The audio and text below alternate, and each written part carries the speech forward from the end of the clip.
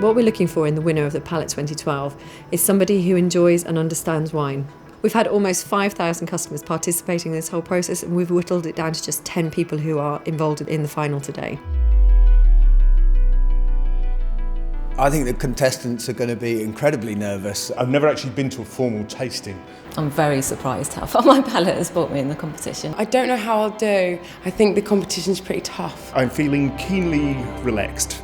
What we're looking for is a bit of flair, not so much knowledge, but raw talent. We're going to split the contestants into 2 groups and run a boot camp each. We're going to go through warming up our senses with aroma bottles, with jelly beans, with blindfolds.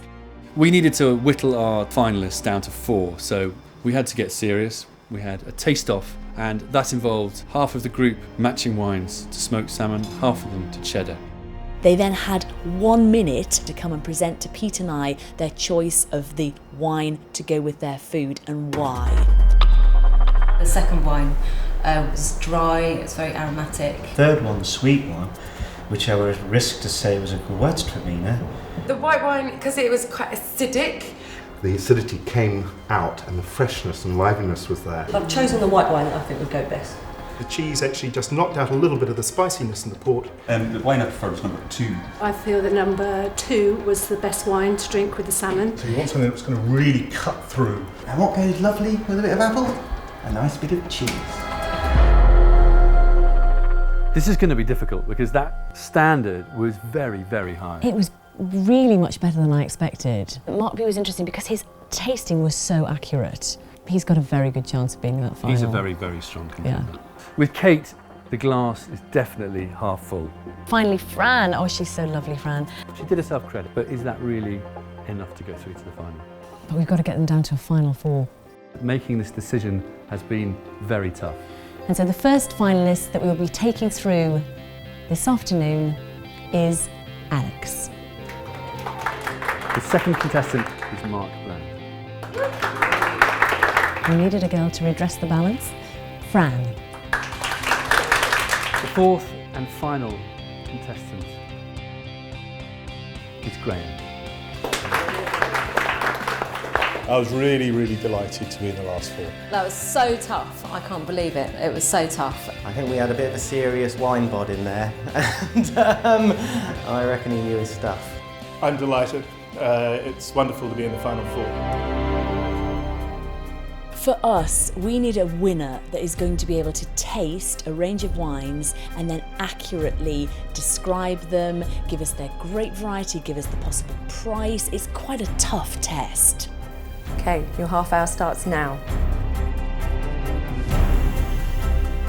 It sounds quite straightforward, but actually it's really difficult when you get into that situation. You've got 6 wines in front of you, you've got half an hour to do it, and you don't know anything about the wine. So they have to rely on their taste, their smell, the look of the wine, and what they've learned in boot camp today in order to help them identify what they're drinking.